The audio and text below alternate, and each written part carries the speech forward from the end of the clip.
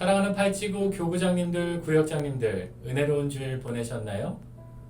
한글날 연휴에도 예배의 자리를 지키는 여러분의 삶 가운데 하나님께서 큰 은혜로 채워주실 줄 믿습니다. 오늘도 담임 목사님께서 잠언 29장의 말씀을 통해서 가난한 자를 도우라 라는 제목으로 은혜로운 말씀을 선포해 주셨습니다. 오늘 주제인 가난은 이것을 원인으로 보느냐 결과로 보느냐에 따라 다양한 관점으로 볼 수 있게 되는데요. 가난을 결과로 보게 될 때에는 빈곤 문화로 인해서 가난하게 되고, 원인으로 볼 때는 가난 때문에 빈곤한 문화에 빠지게 됨을 알 수 있게 됩니다. 그렇다면 하나님께서는 가난을 어떻게 바라보실까요? 하나님께서 처음부터 우리에게 가난을 내려주시진 않으셨습니다. 하나님께서는 창조하실 때부터 에덴 동산에서 부족함이 없는 인생으로 만들어 주셨고, 우리로 하여금 복을 누리며 살아가길 원하셨습니다. 그러나 하나님의 뜻을 거역하는 인간의 죄로 인해, 하나님의 명령을 따르지 않은 결과로 인해 이 땅에 가난이 생기게 되었습니다.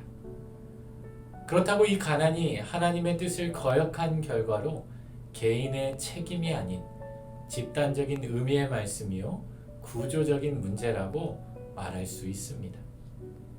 그래서 하나님께서는 이러한 가난의 문제를 극복하시고자 희년을 통해서, 하나님의 율법의 말씀을 지킴을 통해서 이러한 가난의 문제를 해결코자 하셨습니다.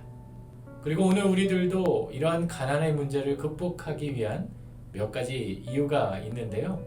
첫째로 가난한 자를 돌보는 것이 바로 하나님을 경외하는 것이기 때문입니다.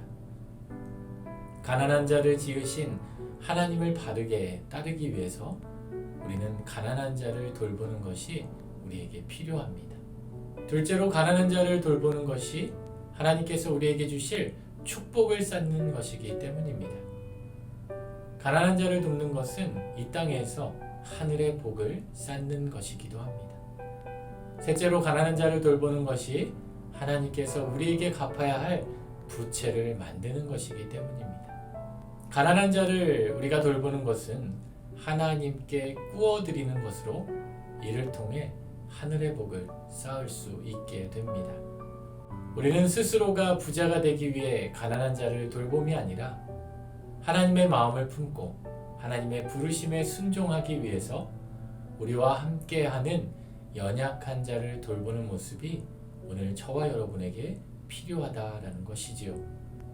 이번 한 주간도 교구 안에서, 또 우리 구역 안에서, 또 우리 공동체 안에서 함께하는 공동체원들을 서로 살피고 특별히 연약한 자들을 돌봄으로 하나님의 마음을 함께 나누는 은혜로운 한 주간이 되실 수 있기를 우리 주님의 이름으로 축원합니다.